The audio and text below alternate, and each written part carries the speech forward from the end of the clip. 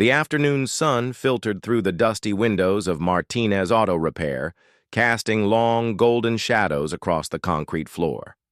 Jake Martinez wiped his grease-stained hands on his coveralls and glanced at the old clock hanging crooked on the wall. 4:30, almost closing time. He had been working on Mrs. Patterson's sedan all day, trying to coax life back into its aging transmission. The work was honest, if not always exciting, and it paid the bills for his small apartment above the garage. At 28, Jake had found a quiet rhythm in his life. Wake up, coffee, work, dinner, sleep, repeat. It wasn't glamorous, but it was his. The bell above the front door chimed softly, interrupting his thoughts. Jake looked up from under the hood, expecting to see another customer with car trouble. Instead, he saw something that made him pause.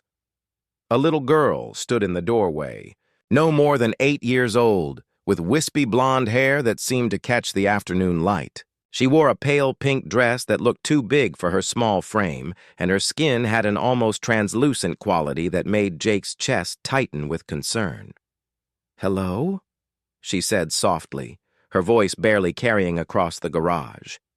"Are you the mechanic?" Jake set down his wrench and walked toward her, his work boots echoing in the quiet space. "I am. I'm Jake. What's your name, sweetheart?" "Emma," she replied, looking up at him with eyes that seemed far too wise for someone so young. "Emma Patterson." The name clicked. "Patterson? Are you Mrs. Patterson's granddaughter?" Emma nodded slowly. "She's inside getting her car. I saw you through the window." She paused, studying Jake's face with an intensity that made him slightly uncomfortable. "You look kind." Something in her tone made Jake kneel down to her level. Up close, he could see the faint purple shadows under her eyes, the way her small chest rose and fell with effort that seemed too deliberate. His heart squeezed. "Well, thank you, Emma. That's very nice of you to say." He glanced toward the office where he could hear Mrs. Patterson talking on the phone. "Are you feeling okay? You look a little tired." Emma's lips curved into a small smile. "I'm sick," she said matter-of-factly, as if discussing the weather. "Very sick. The doctors say there's nothing more they can do." The words hit Jake like a physical blow. He had to swallow hard before he could speak again. "I'm sorry to hear that, Emma. That must be scary." "Sometimes," she admitted. "But I'm not scared right now.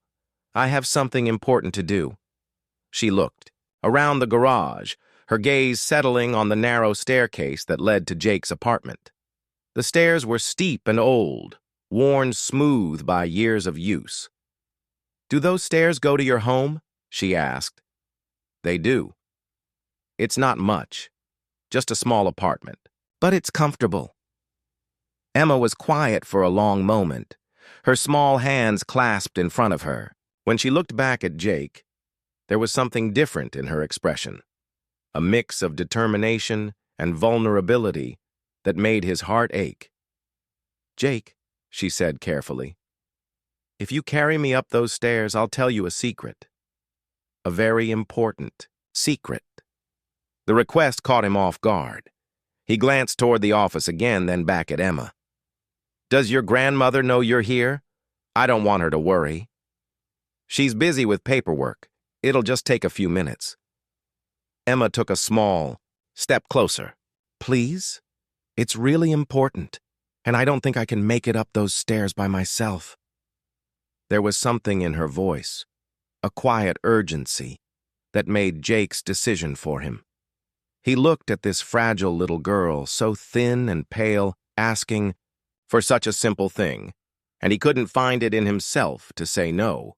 "Okay," he said gently, "but we have to be quick, and if your grandmother comes looking, we come right back down. Deal?" "Deal." Jake carefully scooped Emma up in his arms, surprised by how light she felt. She weighed no more than a bag of feathers, and he could feel the bird-like beating of her heart through her dress. She wrapped her small arms around his neck, and he began the slow climb up the stairs. "Thank you," she whispered against his shoulder. "This means more than you know." The stairs creaked softly under their combined weight. Jake took his time, making sure each step was secure. Emma was quiet during the ascent, but he could feel her taking in everything around them: the worn handrail, the family photos hanging. On the wall, the smell of coffee and motor oil that seemed to permeate everything. When they reached the top, Jake set her down gently on the small landing outside his apartment door. Emma looked around with wonder, as if she had just climbed Mount Everest instead of a simple set of stairs. "It's beautiful up here," she said, though there was nothing particularly special about the narrow hallway with its faded carpet and single window. "Emma," Jake said softly, sitting down on the top step so they were at eye level again. "You said you had a secret to tell me."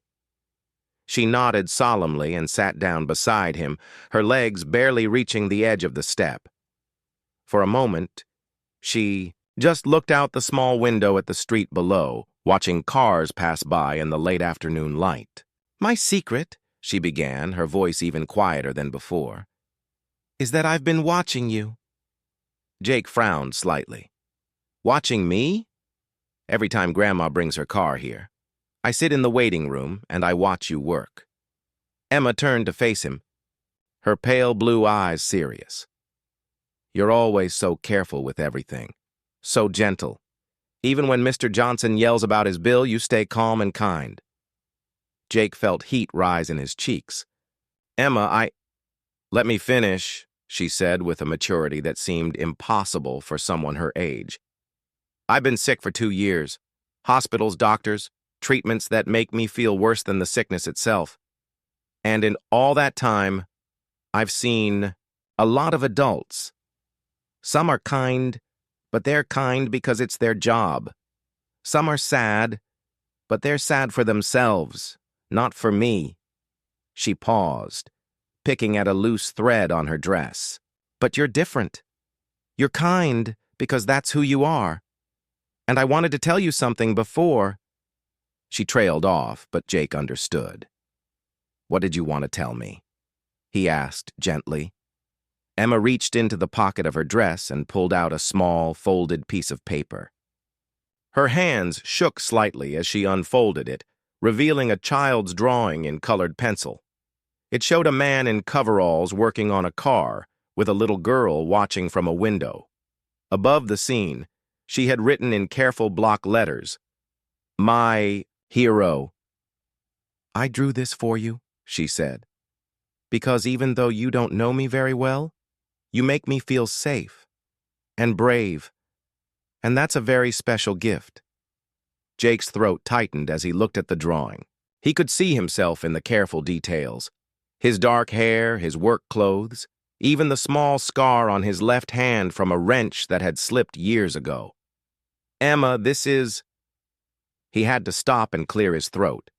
"This is the most beautiful thing anyone has ever given me." She smiled then, a real smile that lit up her entire face. "Good, because I have one more secret." "What's that?" Emma leaned closer as if sharing something precious. "I wished on a star last night.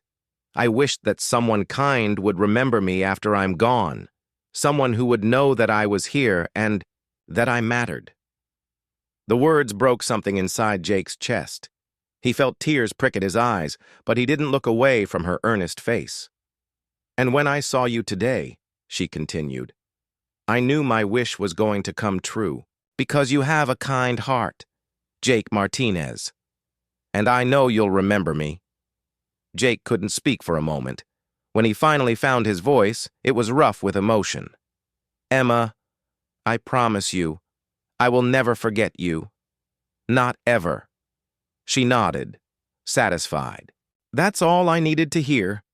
From below, they could hear Mrs. Patterson calling Emma's name, her voice tinged with concern. "I should get you back to your grandmother," Jake said, though he found himself reluctant to end this strange, precious conversation. Emma stood up carefully, smoothing down her dress. Will you carry me down too? I'm feeling a little tired. Of course. This time, as Jake carried her down the stairs, Emma was even quieter. She rested her head against his shoulder, and he could feel her small body relaxing in his arms. When they reached the bottom, Mrs. Patterson was waiting, her face creased with worry. Emma, there you are.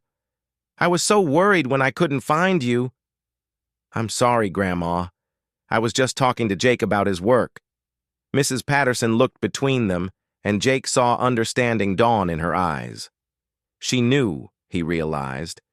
She knew about Emma's condition, about the limited time they had left. Well, she said softly, I hope you didn't tire yourself out too much, sweetheart. I didn't. Jake took very good care of me. Emma looked up at him one more time. Thank you for carrying me up the stairs, and for listening to my secrets. Thank you for trusting me with them, Jake replied, his voice thick. As Mrs. Patterson helped Emma toward the door, the little girl turned back once more. Jake, will you put my drawing somewhere special? I'll put it right here, he said, pointing to the wall behind his main workbench. So I can see it every day? Emma's smile was radiant. Perfect. And then they were gone, the bell chiming softly as the door closed behind them. Jake stood alone in his garage, holding Emma's drawing with hands that trembled slightly.